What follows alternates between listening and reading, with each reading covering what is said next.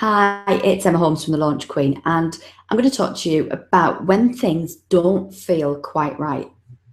And we often go, that doesn't feel quite right, and the business doesn't feel quite right, and there's something that's a little bit off at the moment, and that's your gut instinct.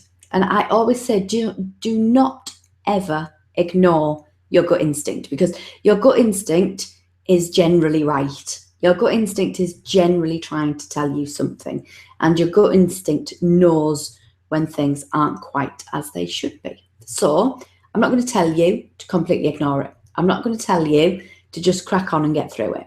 I'm not going to tell you that it's something that you should completely just throw in the bin, and if it doesn't feel right, then completely stop it right now and don't do anything else. What I'm going to tell you is that if something doesn't feel right, the first thing that I want you to do is I want you to take a step back. I want you to take a step back and ask yourself the question, why does it not feel right? Why does this particular task, this particular client, this particular launch, this particular program, whatever it is that you're doubting, why does it not feel right?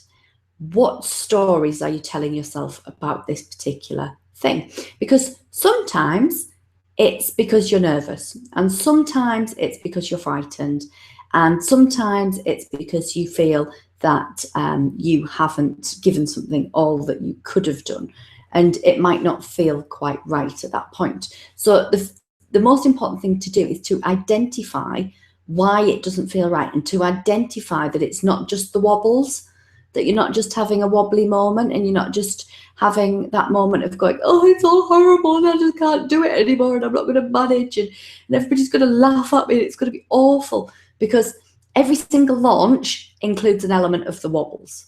Even the best out there during a launch, at some point during that launch, will get the wobbles, the launch wobbles, I call them. And everybody gets them. I can guarantee you everybody gets them.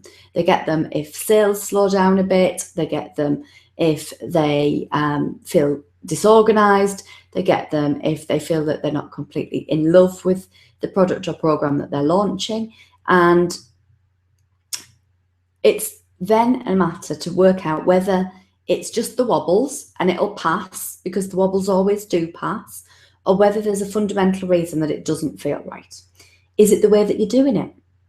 Is it that you've told yourself a story about it? Because sometimes you can tell yourself a story that something's going to be hard, or that something's going to be difficult, or something's going to be troublesome, and then it is.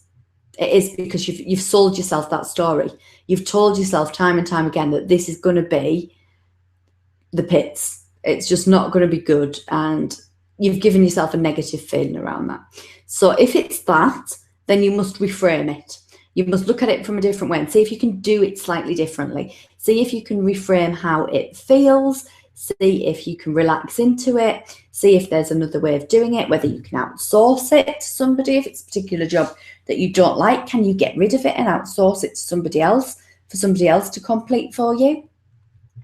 I don't like numbers. I don't like doing my accounts.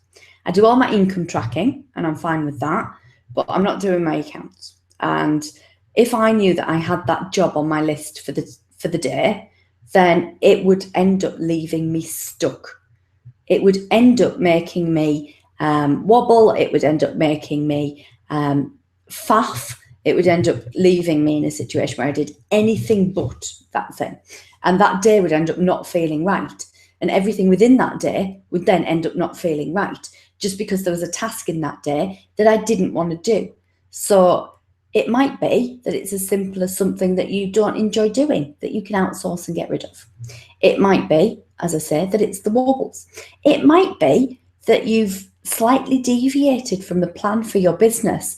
And I see this happening quite a lot. And I see people go along and they say, right, I've got great leveraged products now. I've got a really brilliant leveraged business model. And then they get between launches and they think, money hasn't come in this month. So tell you what I'll do. I'll take on some done for you work. I'll take on some work where I do whatever it is I do for the client rather than teach them how to do it. Or I'll take on some one-to-one work.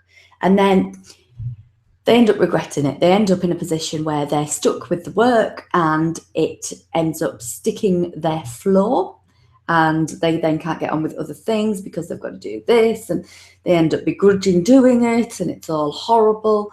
So if it's also a job that's not within the strategy and vision that you have for your business, that can also be a job that ends up making things feel like they're not quite right.